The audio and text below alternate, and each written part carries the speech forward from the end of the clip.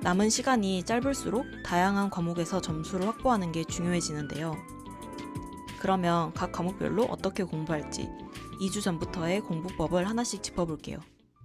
국어는 단권화와 반복이 핵심이에요. 이제 새로 진도가 나가는 부분은 여전히 단권화하면서 정리해야 하지만 기존에 배운 부분도 반복해서 머릿속에 완벽히 넣어줘야 해요.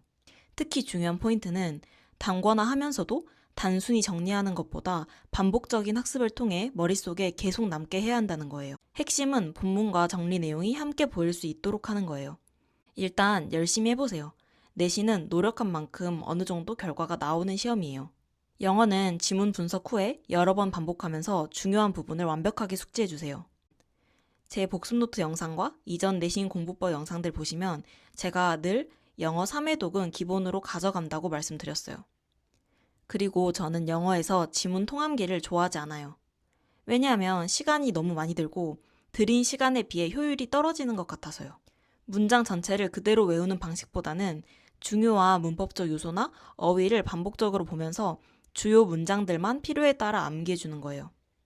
암기할 때는 한글 해석을 보고 영어로 직접 써봐도 좋고 아니면 소리내어 읽는 방식도 괜찮은데 역시 중요한 건 반복이겠죠?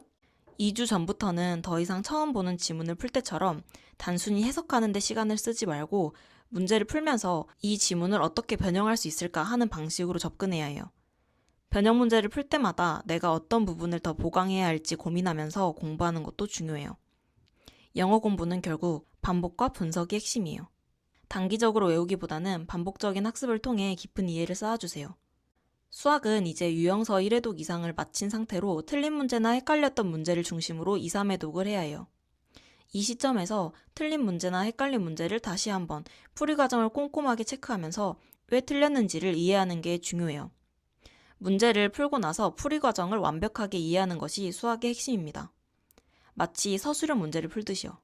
이 시점부터는 수학 유형에 대해 깊이 파고드는 것도 중요해져요. 과학도 수학처럼 2회독이 중요해요. 틀린 문제나 헷갈렸던 문제들을 다시 한번 풀면서 어떤 부분에서 실수가 있었는지 분석해보세요.